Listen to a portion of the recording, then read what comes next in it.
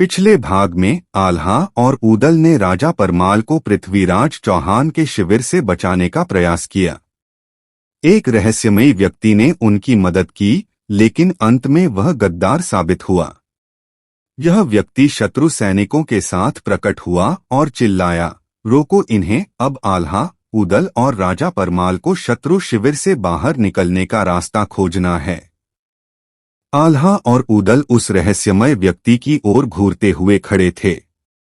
ऊदल तलवार तानकर चिल्लाया, तूने हमारी मदद की, फिर हमें धोखा क्यों दिया? रहस्यमयी व्यक्ति हंसा और बोला, धोखा नहीं, मैंने तो तुम्हें बचाने का मौका दिया। मेरे पास समय नहीं है यह समझाने का कि मैं कौन हूं, लेकिन तुम्हें यहां से निकलने के लिए शत्रु सैनिकों को हराना होगा। आल्हा को उस पर अब भी शक था, लेकिन ऊदल ने उसे शांत किया।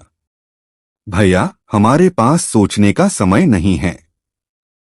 हमें राजा को सुरक्षित बाहर ले जाना होगा।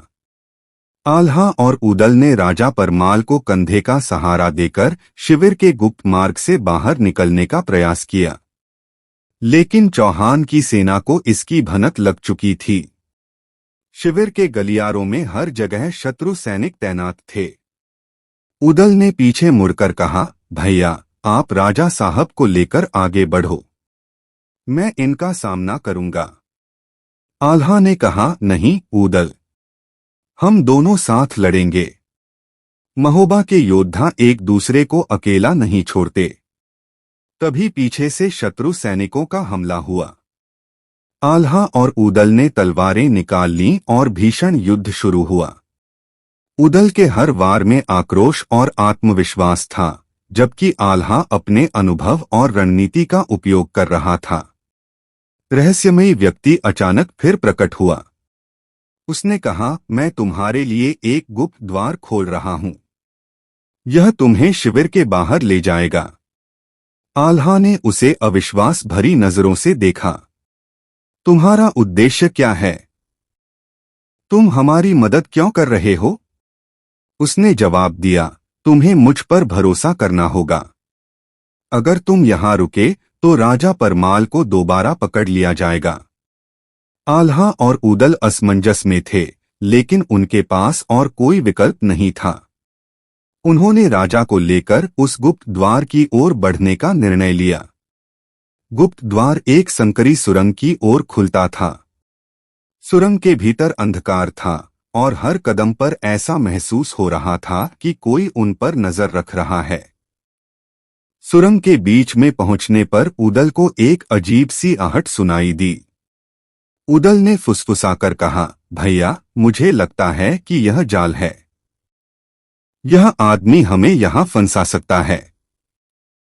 आल्हा ने तलवार संभालते हुए कहा, अगर यह जाल हुआ तो हम इसे तोड़कर निकलेंगे, लेकिन हमें राजा को सुरक्षित बाहर ले जाना ही होगा। दूसरी ओर पृथ्वीराज चौहान ने महोबा पर अंतिम आक्रमण की योजना बना ली थी।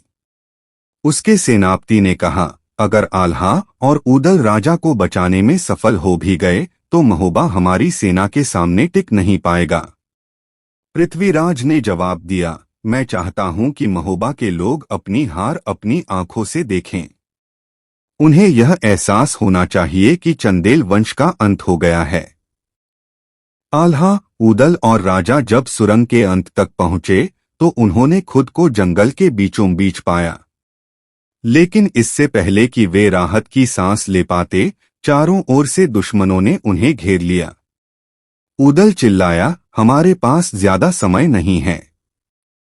महोबा खतरे में है। हमें इनसे जल्दी निपटना होगा। भीषण युद्ध शुरू हुआ।